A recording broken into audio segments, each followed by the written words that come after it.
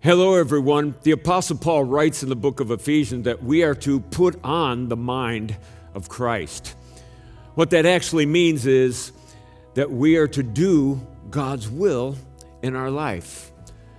But we both know that doing God's will is sometimes difficult, it's painful, and sometimes it just seems impossible. How do we do that?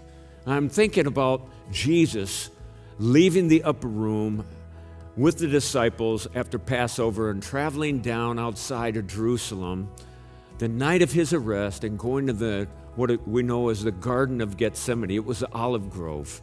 And there he prayed, and the Bible says he was in anguish. And in Mark chapter 14, verse 36, he prays this. He's actually used the word, Daddy God, man, if I know all things are possible for you, Father.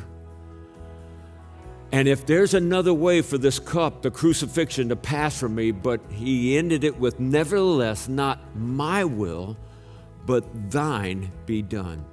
Jesus, in that prayer in the garden, gives us the three keys to developing the mind of Christ so we can live out God's will in our life. First of all, he said, in faith to his Father, he said, I know all things are possible for you. Believe that God can do something about the situation you are in. And then secondly, he asked, Father, if this cup can pass from me, ask God to move in your life and do something about it. But his final masterstroke was this.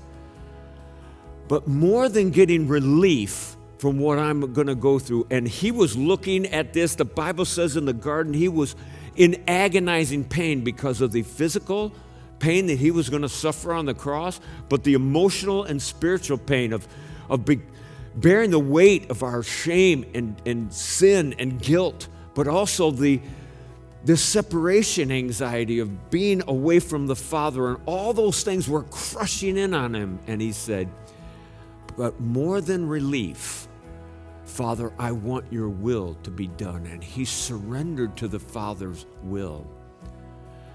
And that's how we get the mind of Christ.